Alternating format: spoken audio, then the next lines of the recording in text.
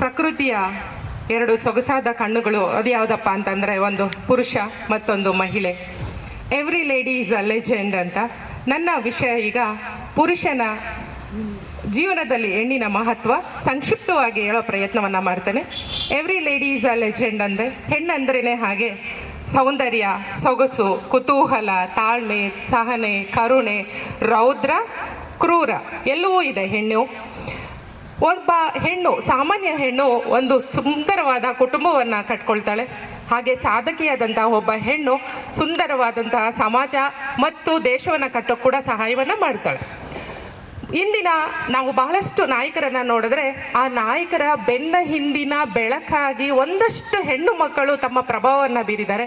ಅದರಲ್ಲಿ ಅಂಬೇಡ್ಕರ್ ಅವರ ಬಾಳಿನಲ್ಲಿ ಬಂದಂತಹ ರಮಾಬಾಯಿ ಅಂಬೇಡ್ಕರ್ ಅವರು ಮಹಾಪುರುಷನ ಬೆನ್ನ ಹಿಂದಿನ ಬೆಳಕಾಗಿ ಅವರಿಗೆ ಈ ಗೌತಮ ಬುದ್ಧನಿಗೆ ಈ ಬ್ಯಾಕಲ್ಲಿ ಸ್ಪಾರ್ಕ್ ಲೈಟ್ಸ್ ಬರುತ್ತಲ್ಲ ಹಾಗೆ ಅವರ ಓರನ್ನು ಕೂಡ ಅವರು ಬೆಳಗಿದ್ರು. ಹಾಗೆ ಗಾಂಧೀಜಿಯವರ ಬಾಳಿನಲ್ಲಿ ಬಂದಂತಹ ಕಸ್ತೂರಿಬಾ, ನೆಹರೂರವರ ಬಾಳಿನಲ್ಲಿ ಬಂದಂತಹ ಕಮಲಾ ನೆಹರು, ಯಾಕೆ ನಮ್ಮ ಸುಧಾಮೂರ್ತಿ ಕೂಡ ನಾರಾಯಣಮೂರ್ತಿ ಅವರ ಜೀವನದಲ್ಲಿ ಸ್ಪಾರ್ಕ್ ಆಗಿ ಬೆಳಗ್ತಾ ಇದ್ದಾರೆ. ಹಾಗೆ ಇವ್ರನ್ನೆಲ್ಲ ಎಕ್ಸಾಂಪಲ್ ತಗೊಳ್ತಾ ಹೋಗ್ತಾ ನನಗೆ ಮತ್ತಷ್ಟು ಒಂದು ಹೆಣ್ಮಕ್ಳು ಹಸಿ ಘಟನೆಗಳು ನೆನಪಾಗ್ತಾ ಇದೆ. ನಮ್ಮ ಪುರುಷರ ಬಾಳಲ್ಲಿ ಬರ್ತಾ ಇರೋ ಲಿವಿಂಗ್ ಟುಗೆದರ್ ರಿಲೇಷನ್ಶಿಪ್ನಲ್ಲಿರೋ ಅಂಥ ಒಂದಷ್ಟು ನಮ್ಮ ಯುವ ಜನತೆ ಏನಾಗ್ತಾ ಇದೆ, ಫ್ರಿಡ್ಜ್ಗಳಲ್ಲಿ ಅವರ ಬಾಡಿಗಳು ಸಿಗ್ತಾ ಇದೆ. ಮದುವೆ ಆದಂತಹ ಗಂಡು ಮಕ್ಕಳು ಬಾಡಿಗಳು ಡ್ರಮ್ಗಳಲ್ಲಿ ಸಿಗ್ತಾ ಇದೆ. ಇನ್ನು ಹಸಿಯಾಗಿ ರಕ್ತದ ಕಲೆಗಳನ್ನು ಹೊಂದಿರೋ ನಮ್ಮ DGPI ಆದಂಥ ಓಂ ಪ್ರಕಾಶ್ ರಾವ್ ಸರ್ ಅವರು ಒಂದು ಮರಣ ಏನಾಗಿದೆ, ಬೀಭತ್ಸವಾಗಿದೆ, ಅದನ್ನು ಮಾಡಿದಂಥವಳು ಕೂಡ ಒಂದು ಹೆಣ್ಣೇನೆ. ಯಾಕೆ ಈಗ ಆಗ್ತಾ ಇದೆ ಈ ಸಂಸ್ಕೃತಿ ಅಂತ.